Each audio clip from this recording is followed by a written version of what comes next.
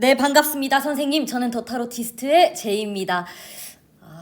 저희 채널로도 문의를 많이 주시고 또 며칠 전에 스승의 날이었다 보니까 개인적으로 이제 인사 연락도 굉장히 많이들 주셨더라고요. 그래서 제가 일일이 답을 드려야 되는데 어제 그 계획을 갖고 아침에 날이 굉장히 선선해서 컨디션이 좋았는데 제 개인적으로 어제가 굉장히 자괴감이 많이 드는 날이었어요. 이제 연락해야 될 사람도 많고 수업도 해야 되는데 컨디션이 좋지 않으면 선생님 예를 들어서 편두통 같은 게 오면 말을 하거나 뭔가 통찰을 전하려고 해도 그 기세를 스무스하게 이어가기가 어려워요. 그래서 제가 지금 해야 될 일은 한 사람이 굉장히 다양한 일들을 맡고 있기 때문에 이 사이에서 정돈하고 좀 수업에 집중하면서 제일 중요한 건 컨디션을 좀 관리하는 일인 것 같아요.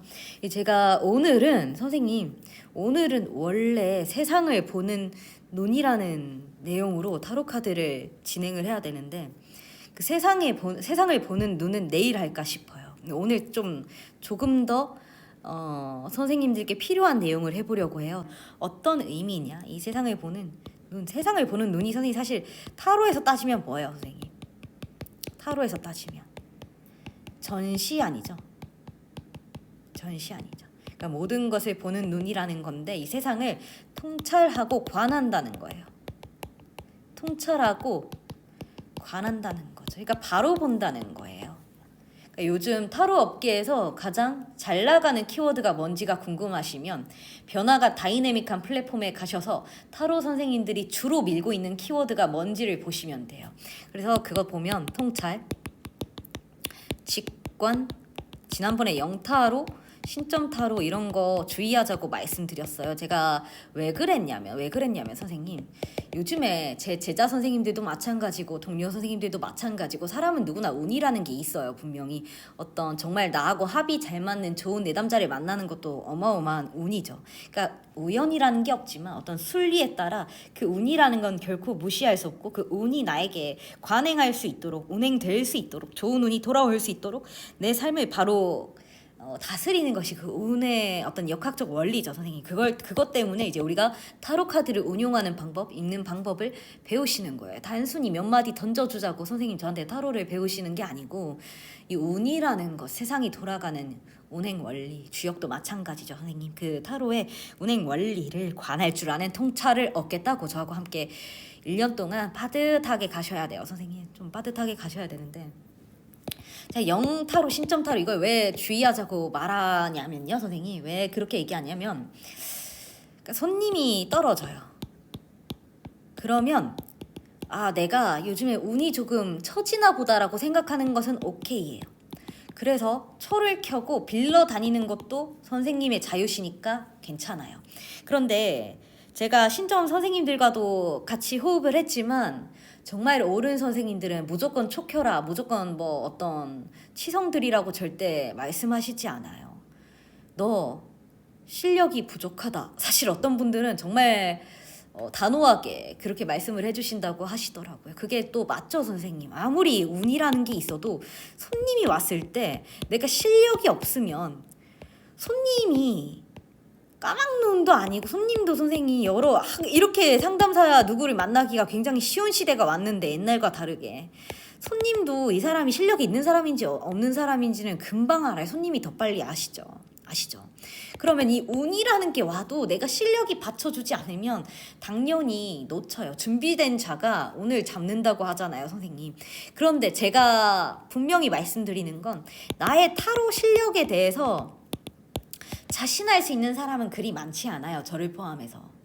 국내 뭐 해외도 마찬가지고 그 누구도 타로 실력에 대해서 자신할 수 있는 사람은 없어요, 선생님. 가끔 유튜브에 나오는 타로 선생들 중에 나를 따라올 수 있는 자가 없다 이렇게 말하면서 좀 허투른 가르침을 하는 분들도 간혹 봤어요. 근데 그걸 이해하는 이유는 좀 젊은 혈기라고 보여져요, 선생님. 젊은 혈기고 혈기왕성한 것도 그럴 수 있고 강사로서 어떤 퍼포먼스 하는 것도 당찬 것은 다 좋아요. 선생님 저도 마찬가지죠. 그런데 내가 A를 B라고 잘못 가르치는 것도 그럴 수 있어요. 근데 A를 B라고 잘못 가르치면서 남들은 다 수준 떨어져서 그동안 그랬어. 그러니까 이건 선생님 저도 마찬가지예요. 저도 어떠한 경우에 이런 것들은 잘못된 것입니다 라고 분명하게 말씀을 드려요. 분명하게 말씀을 드려서 단호하게 바로 잡고자 하는 교육적인 원칙을 갖고 있지만요, 선생님. 이 내 수준에 대해서 그것과 내 타로 실력에 대해 과신하는 것은 다른 문제예요, 선생님. 국내 그 누구도 내 타로 실력이 남보다 월등하고 말할 수 있는 사람은 뭐 국내 해외 통틀어서 단 한 명도 없어요. 뭐 타로를 수십 년을 했다고 해도 세상을 관하는 어떤 이치에 대해서 통달했다고 말할 수 있는 영역이 아니에요, 삶이라는 것은. 그렇기 때문에 항상요, 선생님. 또 설사 타로 카드 하나에 대해서 통달했다고 하더라도요, 또 이 타로 카드가 다른 영역에서 어떻게 발현되는지에 대해서 능통할 수 없다면 우리는 항상 더 가야 할 입장에 있죠.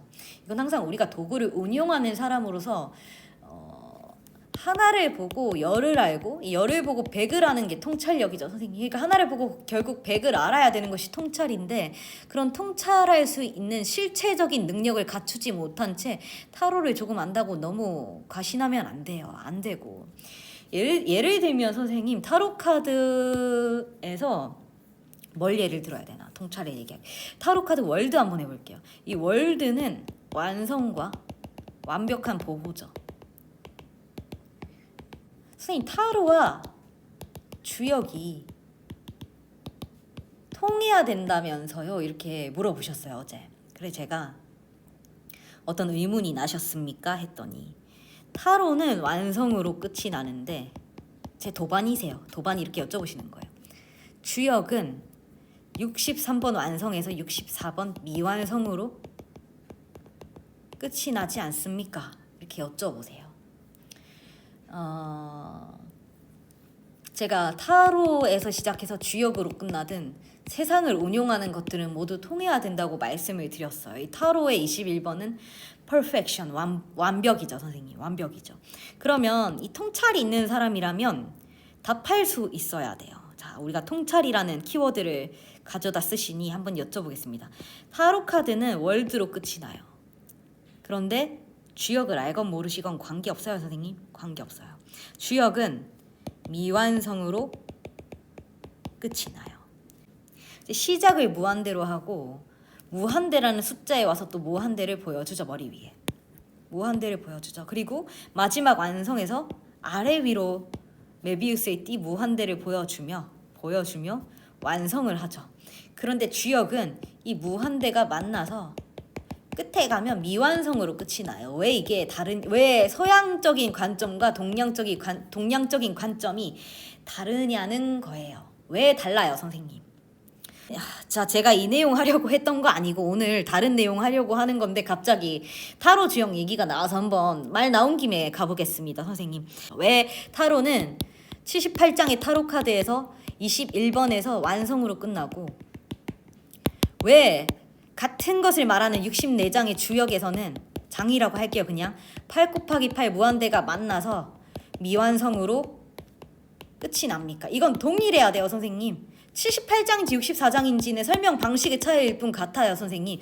왜 완성으로 끝나고 서양은, 동양은 미완성으로 끝나요, 선생님.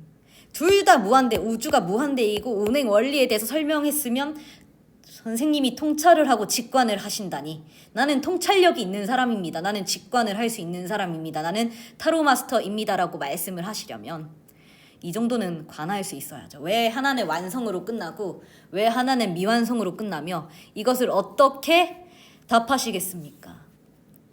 A, B를 모르고 C를 모르는데 A, B가 C라는 걸 알아내라는 것이 아니고, A를 보고 누구는요, 선생님, A만 보지만 또 다른 사람은 A 다시를 보고 또 다른 누군가는 A 다시를 본단 말이에요. 선생님, 여기까지 가려면 통찰이 필요하다는 거예요. A에서 B를 발견하고 또 C를 발견하라는 게 아니에요, 선생님. 다시 할게요.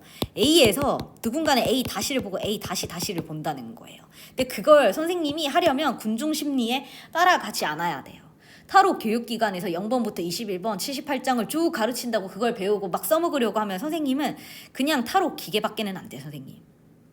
좀 냉정한 말이지만 선생님이 타로 위에 바로 서고 내담자에게 정말로 어떤 통찰력 있는 답변을 해주시려면요, 선생님, A가 어떤 의미고 B가 어떤 의미고 이걸 하기 전에 이 A에 대해서 배부할 수 있는 능력을 갖추셔야 된다는 거예요. 그러한 능력을 갖추기 위해 선생님이 필요한 건 뭐예요?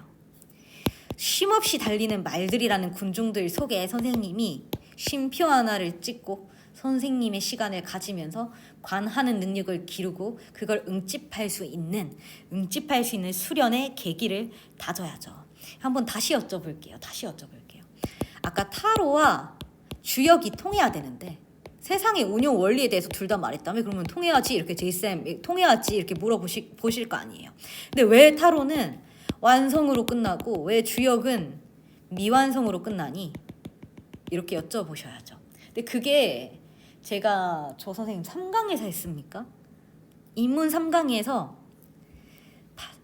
운명은 정해져 있는 것이고 미래도 정해져 있는 것이다. 그러나 선생님은 언제든지 운명을 개척할 수 있는 입장에 있고 미래는 고정불변한 것이 아니다. 그것은 같은 말이다 라고 답을 했어요. 기억나세요 선생님? 앞에 편 보고 오셨으면 기억이 나셔야 될 것 같습니다. 자, 미래가 고정되어 있다고도 말을 했고 고정되어 있지 않다고도 말을 했고 그게 같다고 답을 했죠. 같다고 답을 했어요. 자, 그 편을 보고 오셨으면 자, 세상이 타로 카드에서 말하는 완성일 수도 있고 완성이기도 하고 이 미완성일 수도 있다는 것에 대해서 선생님이 통찰력 있는 관을 해야 되죠. 직관이죠 그게.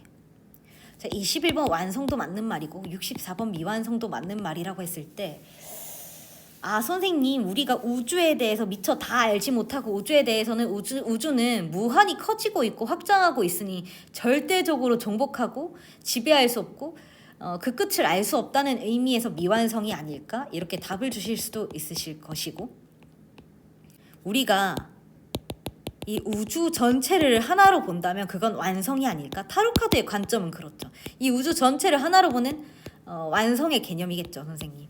그런데 이 주역의 관점은 그렇다면 언제까지고 이 우주는 정복 불가한 영역이고 무한히 커지고 있고 계속적으로 재탄생하고 있는 절대 정복 불가하다는 영역에서는 미완성이 아닐까? 64장이죠 선생님. 미완성이 아닐까?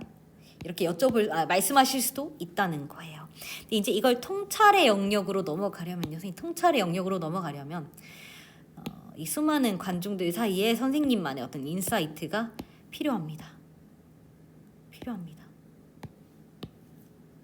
타로 카드가 왜 78장인지에 대해서 설명을 드렸어요.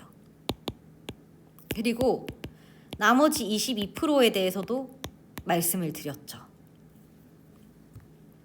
제가 예전에 왜 타로가 78장인지는 78대 20이라는 파레토 법칙에 따라 왜 타로 카드가 78장인지 설명을 드렸어요. 근데 이제 이 78장인지를 저 때문에 처음 알았다고 고맙다고 말씀해 주시는 제자 선생님들이 너무 많으셨는데 사실은 저 때문에 알았다기보다는 통찰을 할 수 있다면 누구나 알 수 있는 부분이고 첫 번째 어쨌든 자꾸만 질문을 해봐야 돼요. 근데 이제 이 78장이라는 것에 대해서 말씀을 드렸죠. 왜 78장인지. 만약에 본 적 없으시면 제가 댓글창에 또 요 링크를 달아 놓을게요. 그걸 한번 보시면 이해가 되실 거예요. 타로가 78장이고 눈에 보이는 영역이 78%, 그걸 정복하는 지배하는 영역 22%의 어떤 잠재의식, 무의식이다. 그죠 선생님? 그러니까 78장을 컨트롤하는 건 누구예요? 이걸 컨트롤하고 있는 타로 리더는 실체적인 리더는 누구입니까 선생님? 어떠한 또 다른 하나의 정신적 존재죠. 그러면 타로카드라는 물리적 어떤 형태 78장 자체로 완성이에요. 78장으로 완성이에요. 눈치채셨죠 선생님? 이 타로카드를 운용하는 존재가 있어야만 이 타로카드는 완성돼요. 그래서 미완성이죠. 이 22%는 무엇입니까? 78장을 컨트롤하는 상위 22%는 누구입니까 선생님? 이 타로 카드를 정복하고 지배하고 운용하는 자 타로 리더죠. 어떤 또 다른 정신적 존재라는 거예요. 그러면 78장은 그 시스템 자체로 완성이에요. 그러나 이 시스템을 운용하는 어떤 정신적 존재가 나타나기 전에는 78장의 카드 뭉칠 뿐이라는 점에서 미완성이죠 선생님. 그러니까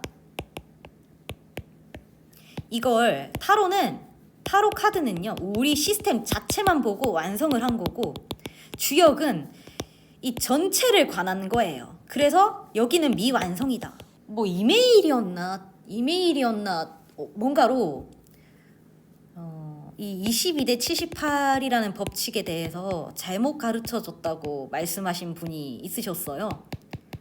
그러니까 그 내용의 논지는 우리나라에 천공 선생이라고 있다는 거예요.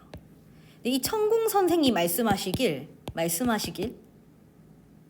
22대 78이 아니고 3대 7의 법칙이래요. 그렇게 볼 수도 있죠. 그러니까 이건 서양식의 관점은 서양식 탈무드나 유대교나 여러 관점에서 22대 78의 법칙은요, 선생님, 자연 현상 만유인력의 현상처럼 자연 현상의 일부를 묘사했을 뿐이에요. 이건 누가 만들어낸 게 아니고 어떤 비율적으로 황금률처럼요, 비율적으로 묘사를 한 건데, 또 78장과 주역이 64장이 다르듯 3대 7이라고 묘사할 수도 있어요, 선생님.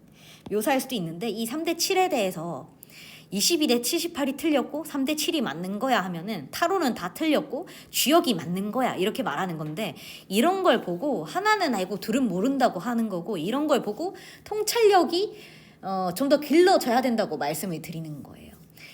제가 예전에 이 앞전 클래스 때 미래가 고정되어 있다는 말도 미래가 변한다는 말도 같은 말이다 답을 드렸어요. 지금도 마찬가지죠.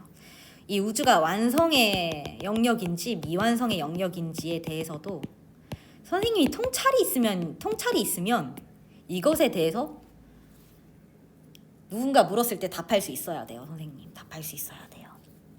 제가 그분을 잘 몰라서 아직 뭐라 말씀드리기는 어렵습니다.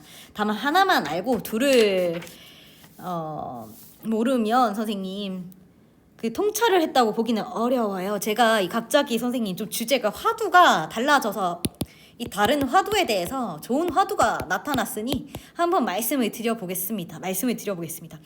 제가 통찰이 갑자기 말이 나와서 오늘 이거 하려고 했던 게 아닌데 어마어마한 통찰을 얻어가시길 바랄게요, 선생님. 자, 제가 통찰하면 떠오르는 인물 누구입니까, 선생님? 제갈량이죠.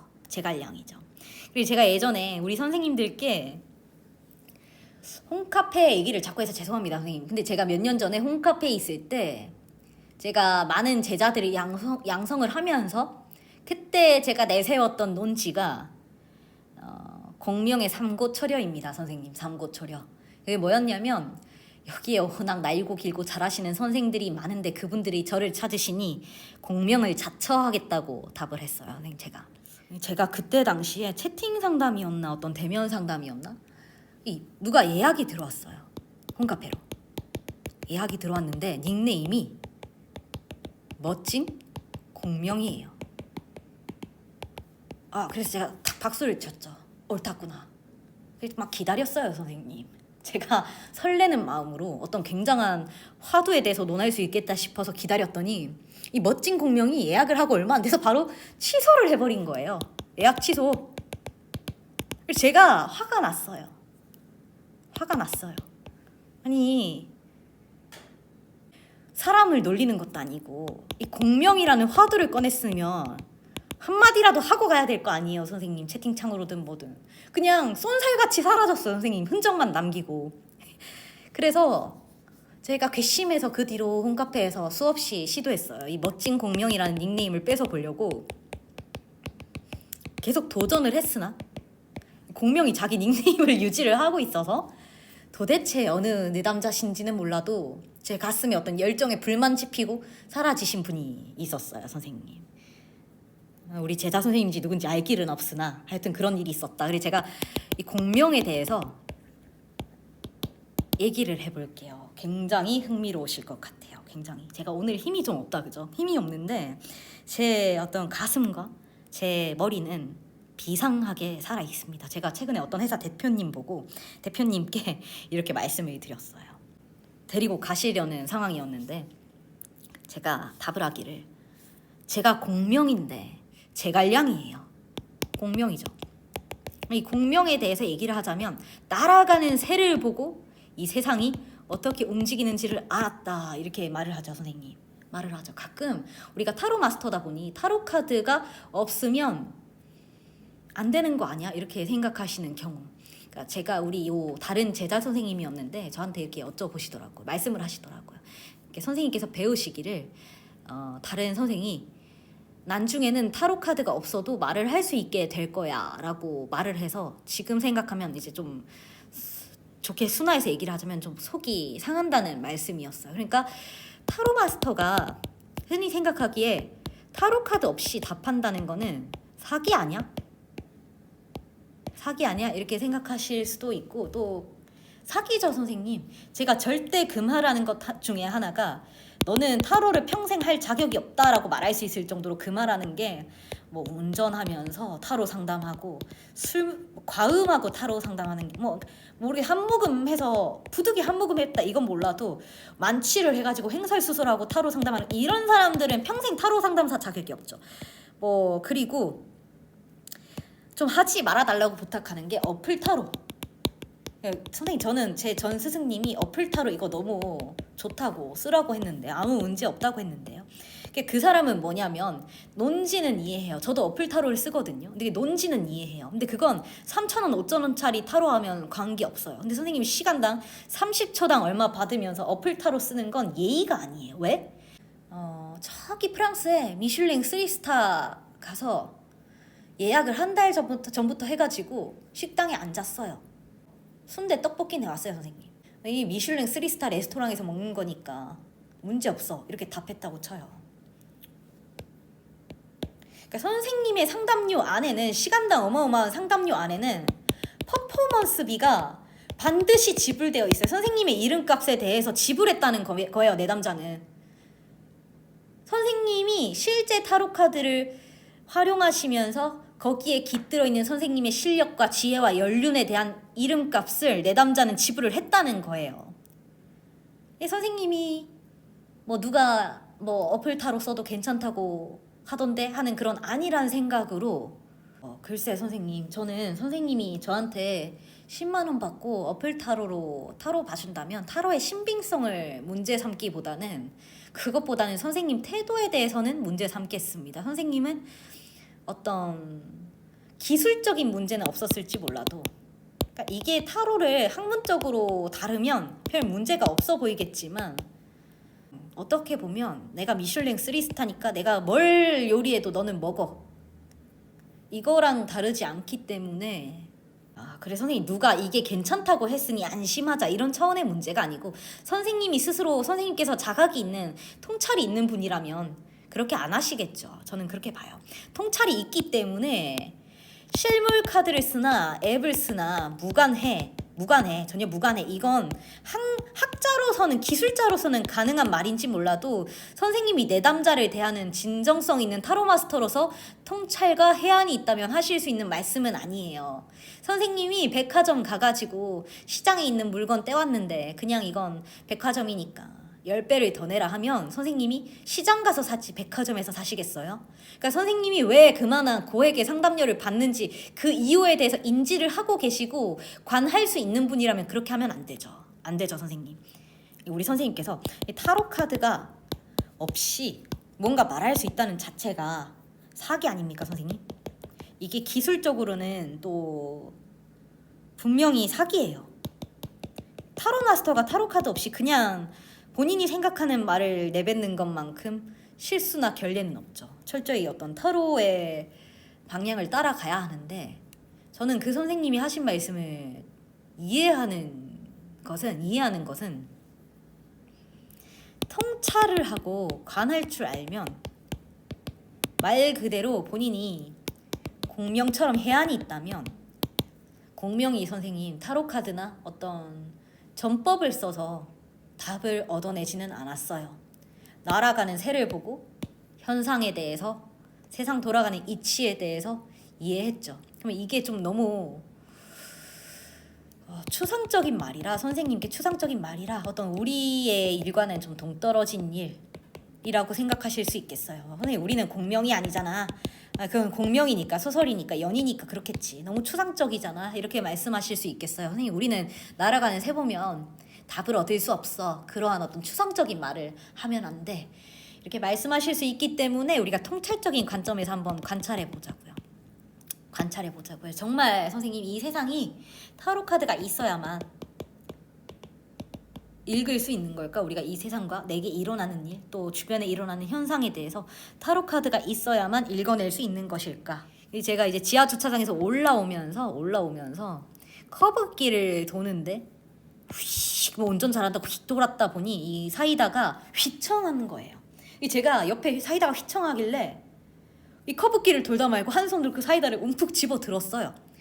그랬더니 순간적으로 이 사이다 때문에 이제 이 우리 차가 작은 차다 보니 흔들리면서 연석에 살짝, 연석은 위에 돌이에요. 연석에 살짝 올랐다가 내려온 거예요. 다행히 선생님, 제가 운전을 10년 했기 때문에 뭐 긁거나 그러진 않았는데, 소탐대실이라는 게 뭐예요, 선생님? 눈앞에 작은 것을 탐해서 큰 것을 잃는다는 거죠. 큰 것을. 제가 커브길에서 한 일이 뭐예요? 눈앞에 사이다를 붙잡으려고 운전대에 100% 집중하지 않았죠. 물론 10년 동안이나 운전을 했으니 운전 경력과 순발력으로 인해 어떤 잡음이 나지는 않았지만, 어떤 일이 있지는 않았지만 분명히 사이다 하나 때문에 정작 중요한 운전대에 100% 집중하지 않아서 순간적인 위기를 만들었죠. 자, 그러면 이게 삶으로 보면 어때요? 삶으로 보면 이 일이 삶에 주는 교훈은 어떤 거예요, 선생님? 인생은 돌아가야 할 길, 조심해야 할 길, 또 집중해야 될 순간이 있는데, 작은 것에 현혹되어서 정작 중요한 우리 운전, 차, 인생 여정, 삶에 대해 놓치는 경우가 있어요. 작은 이득과 현혹 때문에. 예를 들면 순간의 어떤 달콤함을 참으면 도착했을 때 편안하게 누릴 수 있는 시점이 올 것이고, 또 이 커브길에서는 보다 더 주의하고 집중해야 될 필요가 있는 거죠. 어떠한 관계도 마찬가지고 어떠한 일도 마찬가지예요. 제가 그저께 이 일이 있어서 잠깐 스치는 일이었지만 세상에 절대 우연은 없습니다, 선생님. 우연이 없기 때문에.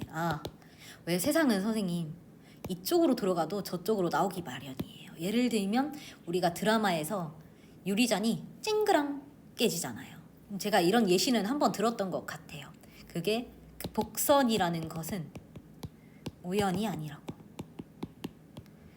자세히 삶에 귀 기울여 들어보면 삶은 언제나 우리에게 알려주고 가이드를 해줘요. 길잡이를 해준다는 거죠. 그런 영적 지혜와 진리에 대해 통찰력 있게 소설로 써진 명저가 있죠. 어떤 책이에요, 선생님? 자라투스트라 아니고 어떤 책이에요? 근대에 나온 책 중에 이러한 영적 진실, 삶이 항상 답을 준다는 영적 진실에 대해 소설화해서 풀어낸 명저가 있어요.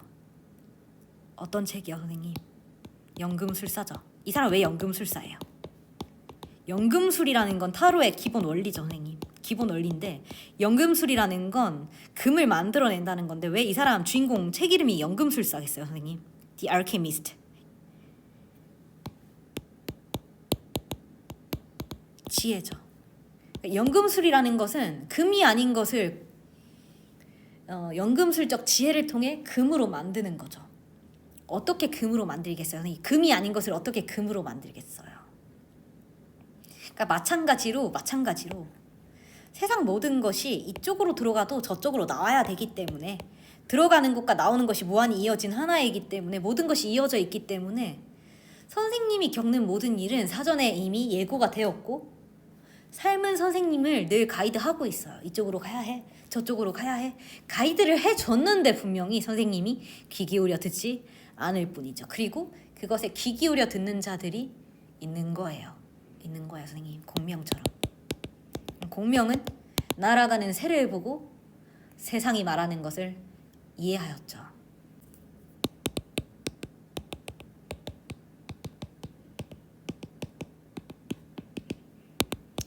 동양과 서양이 만나는 거죠. 여기에서 선생님은 벌써 또 두 번째 해안을 얻었습니다. 타로의 근간을 이루었던 연금술과 공명이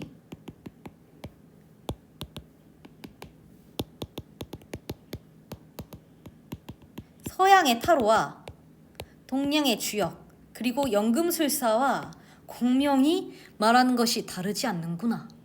하나 또 이해를 했습니다, 선생님. 이 예시로는 부족할 것 같아서 제가 방금 목격한 일로 한 번 더 얘기를 해볼게요.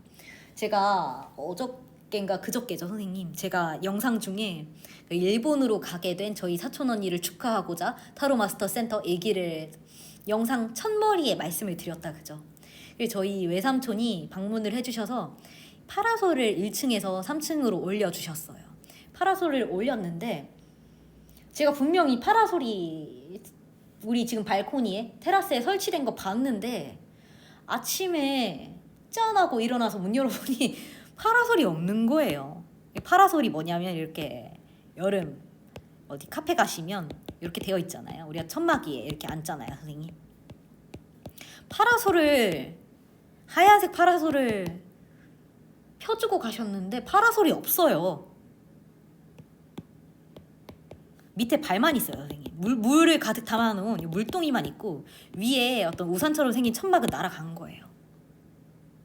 밤사이에 그렇게 바람이 많이 불더니 파라솔을 제가 수업에 꽂혀가지고 파라솔을 접어둬야 되는데 이제 밤이다 보니까 밖에 펴져 있다는 것도 그날 막 와가지고 잊은 거예요. 그랬더니 파라솔 그 지붕이 날아가서 다행히 어디 피해주진 않고 옆에 고물상에 안착을 했더라고요. 멀리 날아가 버렸어요. 그래서 제가 그걸 보고 파라솔이 날아간 걸 보니까 공명이 왜 날아가는 새를 보고 이 세상의 이치를 알았다고 말했는지 또 한 번 느꼈죠. 또 한 번 느꼈어요. 뭐예요, 선생님? 무슨 말이에요, 선생님? 날아가는 파라솔이 무슨 말을 해준 거예요, 지금? 무엇이든 선생님 지금 또 저에게 선생님 바보 카드부터 78장 키워드를 더 배우거나 스토리텔링을 더 배우거나 좀 더 선생님의 것을 저는 제대로 배워보고 싶어요 하고 물어보시면 선생님이 세상 어디를 가도 타로에 대해서 답 들을 수 없는 걸 지금 듣고 계시다고 제가 선생님이 세상에서 지금 타로 인생에서 가장 중요한 순간을 겪고 계신 거라고 제가 답을 드렸을 거예요. 그러니까 어떤 의미냐면 어떤 나무에 있어서도요. 뿌리 깊은 나무만이 어떠한 풍파에도 흔들리지 않는 거죠. 근데 저 파라솔 어땠어요, 선생님? 파라솔 어땠어요? 지 혼자 공명이 날아가는 새를 보고 세상 이치를 깨달았다 하듯이 날아갔죠. 지금도 선생님 제가 데리고 와야 되는데 옆에 고물상에 가 있어요. 고물상 그 어르신께서 저희 센터를 되게 좋아해 주셔서 다행인데 이제 고물상까지 날아가서 누워 있어요. 지금 파라솔이 데리고 와야 돼요. 날아가는 거예요, 한마디로. 이게 어떤 의미예요, 선생님? 그러니까 지금 제가 지난번에 말씀드렸잖아요.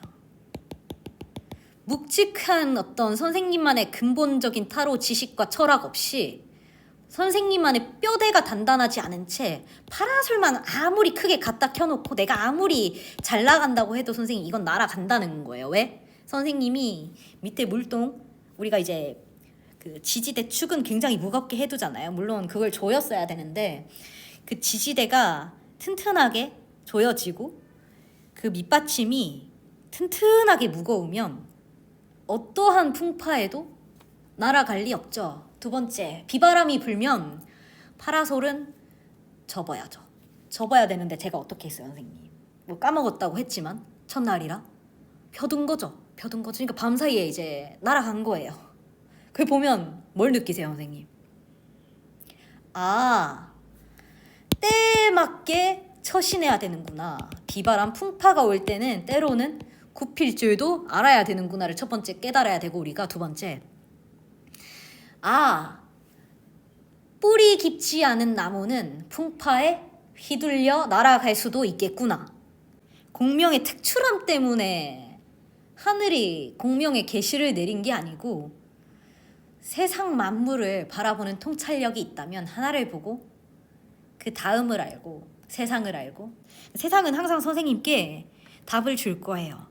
그러면 세상이 보여주는 것들의 신호를 놓치지 않는 그러한 습관을 자꾸 들여야 세상이 말하고자 하는 바를 자꾸만 더 깊이 있게 이해할 수 있는 통찰과 해안이라는 걸 얻을 수 있어요. 삶이라는 것은 무한히 연결되어 있죠. 이걸 이해하는 자, 그 자가 바로 연금술사이고 마법사이고 또 그러한 운용할 수 있는 능력을 갖춘 사람이 타로 마스터를 했을 때 보다 더 내담자의 현명한 답을 줄 수가 있어요. 그래서 우리가 항상 자기 자신의 삶을, 제가 예전부터 타로 마스터라면 자기 자신의 삶을 바로 살아야 된다 이렇게 답을 드렸죠. 자기 삶을 성실히 사는 사람이 내담자에도 현명한 답을 줄 수 있다고 말씀드린 이유가 삶에 항상 귀 기울여야 돼요. 무슨 말을 해주는지. 내 삶에조차 귀 기울이지 않는데 내담자에 무슨 현명한 조언을 한다고 그러겠어요. 내 삶에 항상 귀 기울여 들을 줄 알아야 되고, 선생님이 선생님만의 어떤 탁월함을 가지지 못하면 군중에 끌려가게 돼요. 이거 내일 바로 이어서 해볼 작정이고 해볼 요량이지만 선생님만의 탁월함을 끌어내지를 못하면 군중에 끌려가요. 그러니까 우리가 지금 하는 게 뭐예요? 78장 쭉 배워가지고 그걸 써먹는다니까 아 그게 타로 카드구나 하고 그냥 거기에 따라가는 거예요. 그 지금 78장이 완성되어 있다니까. 아니 이건 왜 완성되어 있는데 뭐야? 왜 이 이상을 알아야 하는 거지? 이렇게 여기 타로 카드에 갇힌 생각을 하시는 거예요. 지금 시스템에 갇힌 거죠. 시스템을 휘둘러야 되는데 시스템에 갇혀 있는 거죠, 선생님이. 그리고 이걸 깨우친 게 뭐예요, 선생님? 주역이죠. 주역은 78장 위에 그 자체로서 완성이자 미완성이라는 걸, 완성이자 미완성이라는 걸 주역은 답했죠. 어떤 통찰이 필요해요.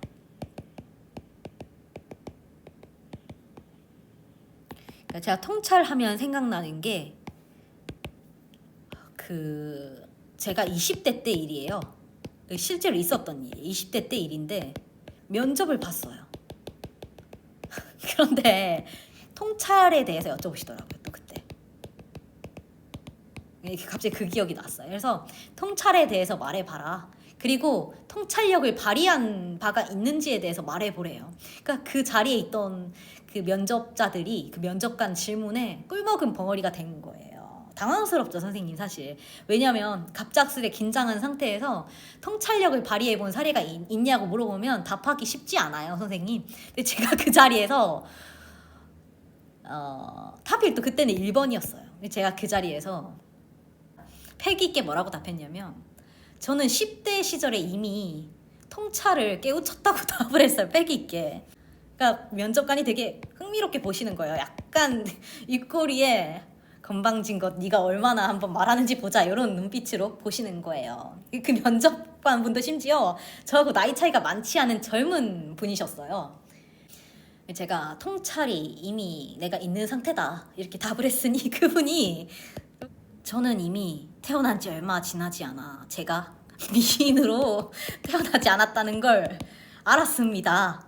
그래서 모든 여자아이들이 외모 관리를 하고 가꾸고 그러한 사춘기 시절을 보냈을 때 저는 이미 저 자신에 대해서 통찰을 해서 쉽지 않겠구나 하는 것을 직감했습니다. 그래서 제가 끊임없이 책을 읽고 통찰을 얻기 위해 매일같이 노력하여 지금 이 자리에 있을 수 있게 된 것입니다.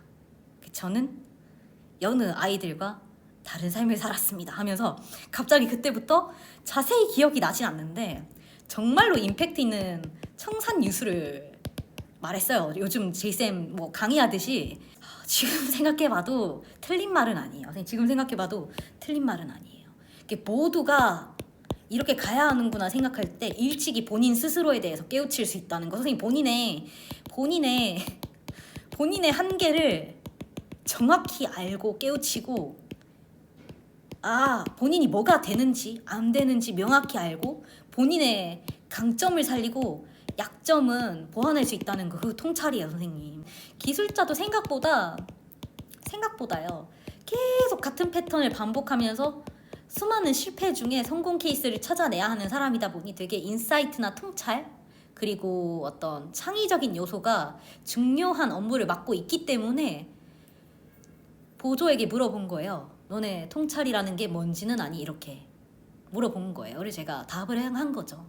자기 한계를 분명히 알고 그걸 다른 방향으로 극복할 수 있는 것 역시 통찰이 있어야만 가능하다. 답을 한 거예요, 선생님. 그게 생각보다 선생님 놀랍겠지만 사람들이 자기 자신에 대해서 잘 몰라요. 그러니까 왜 이런 거예요, 선생님. 부모가 서울대 스카이 해대니까 이것 말고는 머릿속에 그려지지 않는 거예요. 메가스터디라는 곳 아시는 분들 많으실 거예요. 메가스터디 아시는 분들 많으실 거예요. 국내에 굴지의 1위 사교육 업체죠. 근데 이제 그 손준이라는 정말 유명한 사교육 그 회사의 대표님이시죠. 그 손준 대표님이 내 조카가 완전 엘리트 중에 탑 엘리트다. 그런데 박봉을 받으면서 하는 얘기가 나는 이 자리에 오기까지 정말로 엄청나게 공부했는데 웬 유튜버가 나보다 훨씬 돈을 더 잘 번다. 자괴감을 느낀다. 이렇게 답을 했잖아요, 선생님. 그게 너무나 사회의 어떤 모순적으로 가고 있는 것처럼 보일 수 있는데 또 일면 봤을 때요, 선생님. 세상이 요구하는 바대로 공부만 하고 사는 방법이 있고 나만의 시그니처를 알고 내가 누구인지, 내가 못하는 게 무엇인지, 나의 한계를 분명히 알고 본인의 강점을 살려가는 사람들이 있어요, 선생님. 예를 들면 선생님 저는 강사지만요. 엄청난 컨텐츠들을 만들어내는 유튜버들이 있잖아요. 그러면 그런 컨텐츠는요. 좌뇌적 천재가 발견할 수 없는 우뇌적 천재의 영역이에요. 쉬운 게 아니에요, 선생님. 쉬운 게 아니에요. 그리고 세상이 모두가 그렇게 가고 있을 때 본인에 대해서 파악하고 알고 본인의 탁월함을 발휘하고 보여줄 수 있는 것 역시 선생님 지금 시대가 요구하는 인재상이에요. 듣자니 선생께서 룡중에 계실 때 기구 제조에 관심이 많아 농기구를 발명했다던데 말입니다. 그렇습니다. 마침 우리 군에는 화살이 많이 부족하답니다. 저기 화살을 만들어 달라 청하시는 겁니까? 그렇습니다. 내 청을 들어주시기 바랍니다. 대도독께서 부탁하신 일이니 마땅히 전력을 다해야지요. 얼마나 많이 필요하십니까? 10만 개입니다. 언제까지 완성하면 되겠는지요? 열을 드리죠. 그럼 열흘 안에 조조가 쳐들어온다면 큰일이지 않겠습니까? 맞는 말이군요. 대도독. 아하, 책사. 제갈량 선생의 말을 들어봅시다. 3일? 네, 3일 안에 화살 10만 개를 드리도록 하겠습니다. 제갈량 선생, 그런 농담은 함부로 하는 것이 아닙니다. 제가 어찌 농을 하겠습니까? 원하신다면 서면으로 약속을 할 수도 있습니다. 너 책사 어찌 선생을 무시하는 것이오. 필목을 대령하라.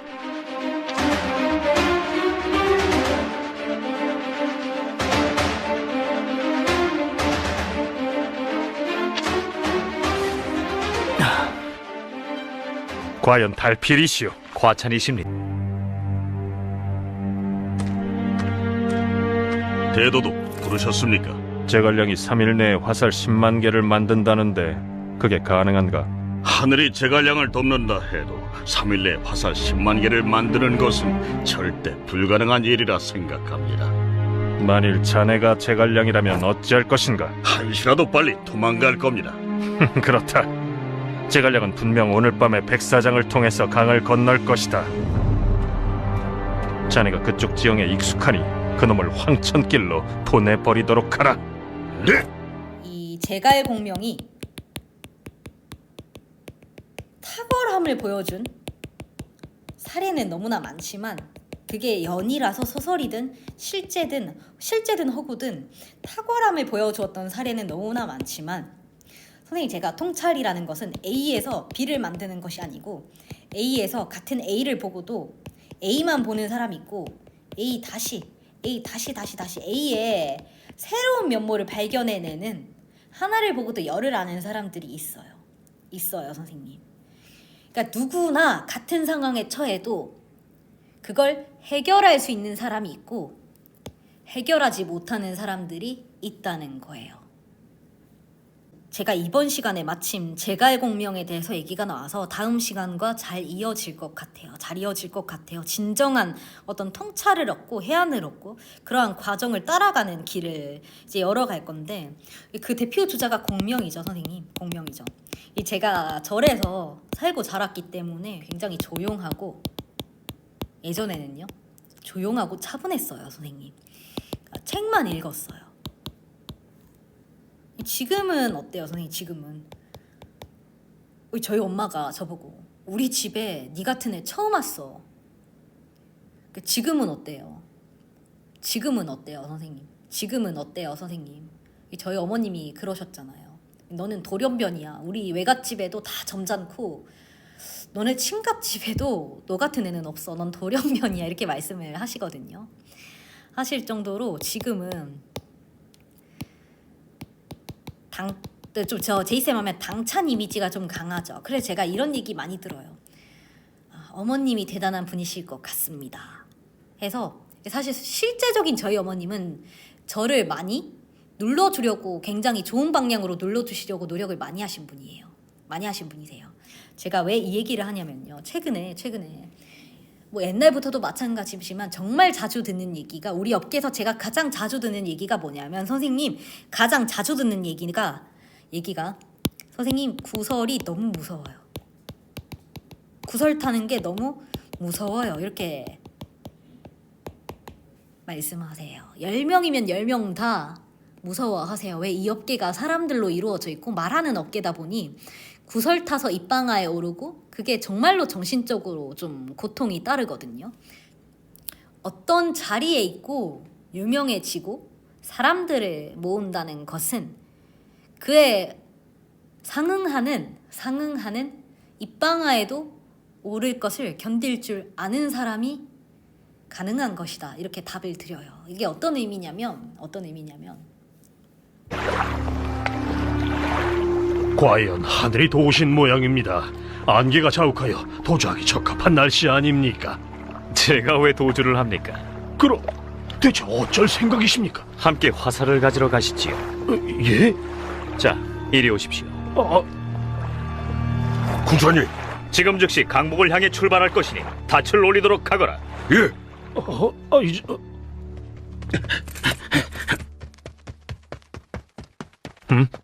대도독, 제갈량이 안개가 낀 틈을 타서 도주했습니다.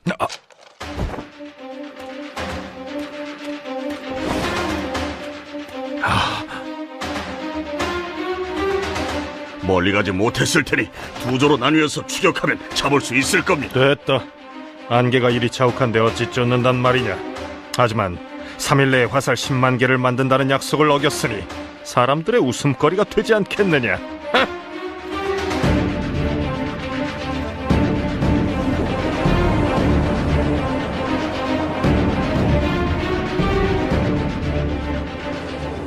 책사께 참으로 감사드립니다. 저는 주군의 명을 받아 오나라와 손잡고 조조와 대항하기 위해 이곳에 왔습니다. 제가 대도독 앞에서 서면 약속을 한 것도 모두 우리 진영의 결심을 증명해 보이기 위해서였습니다. 그나저나 화살 10만 개는 어쩔 셈이십니까? 간단합니다. 노책사를 이곳으로 모신 것도 화살 만드는 것을 보여드리기 위해서였습니다. 정말입니까?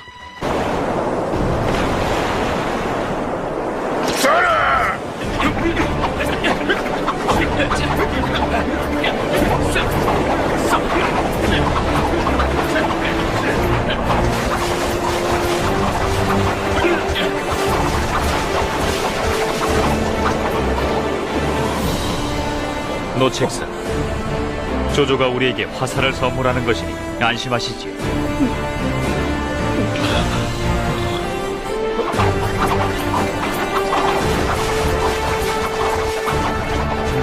군사를 이끌면서 천문과 지리를 모른다니 둔지에 불과합니다. 저는 3일 전에 오늘 안개가 일 것이라는 걸 알았습니다.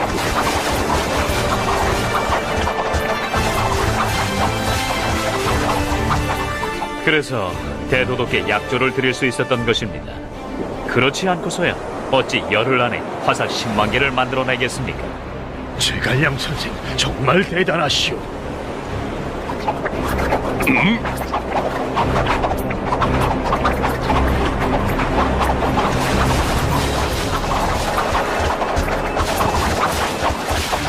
군사, 배 한쪽에 화살이 빼곡합니다. 화살이 없는 쪽으로 배를 돌려라. 네.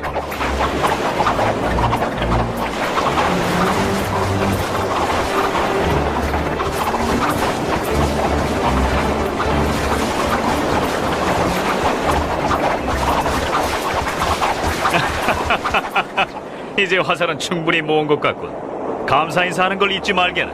네.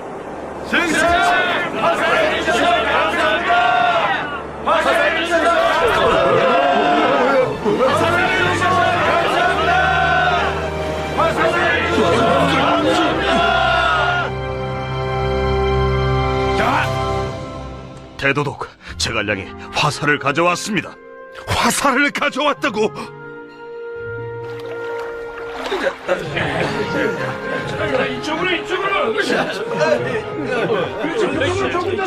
군사님, 벌써 10만 개가 넘었습니다.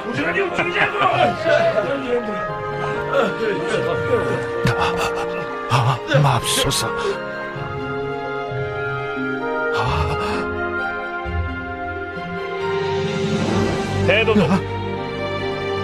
대도독, 제가 조조에게 화살을 빌려왔습니다. 확인해 보시지요.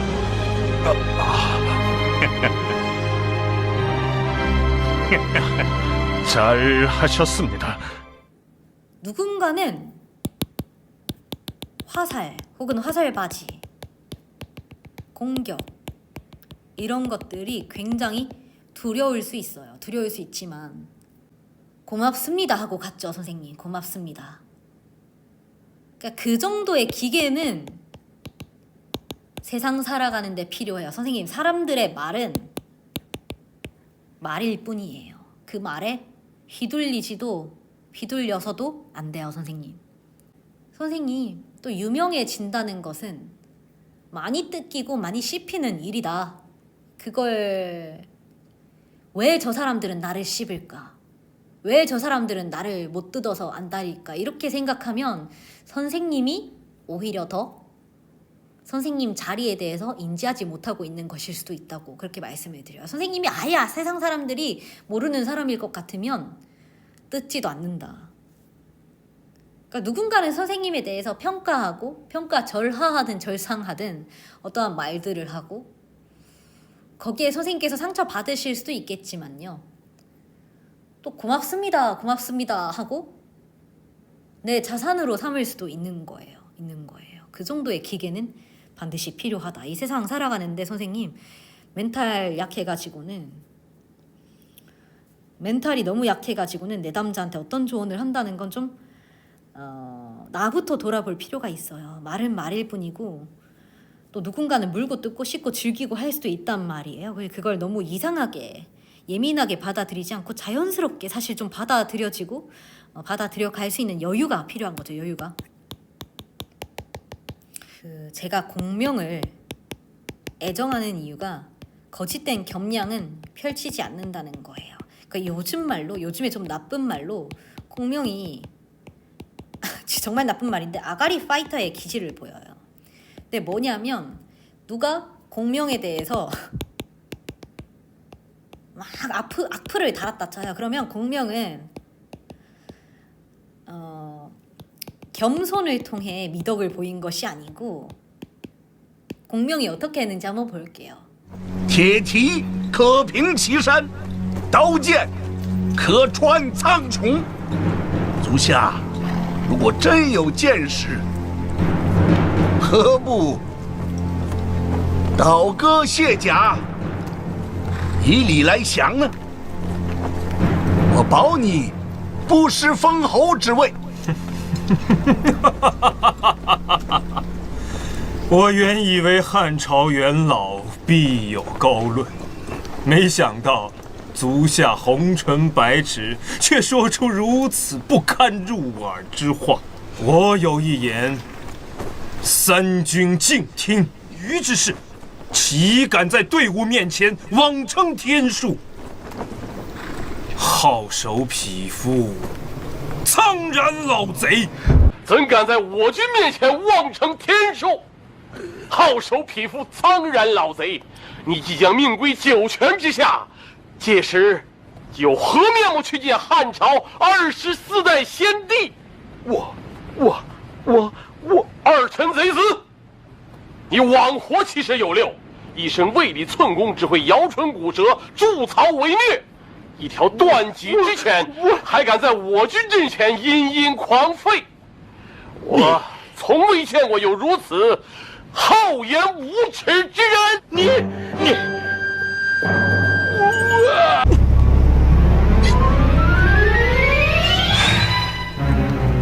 老贼速退，杀你！无我刀！喂，把王子都给我抢回来！回兵！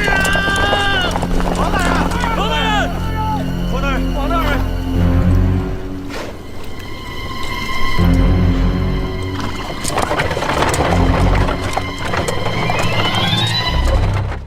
사실 삼국지에 대해 얘기하자면 그 제갈공명, 제갈량뿐만이 아니고 이 공명 때문에 알아놓은 주유, 그리고 나중에 후에는 사마이까지 나와야 되죠. 근데 이 사마이가 결국에는 사마이의 사마씨가 조조의 위나라를 집어삼키죠. 결국엔 집어삼키게 되는데 사마이가 살아생전에 제갈공명을 두려워했는데 공명이 죽고는 결국 사마이 세상이 되는 거죠. 사마씨의 세상이 되는데 사마이가 나중에는 공명의 그림자만 봐도 물론 소설이지만요, 겁을 먹어요. 겁을 먹는데 이 공명의 자세에서 우리가 참 배워볼 게 많아요.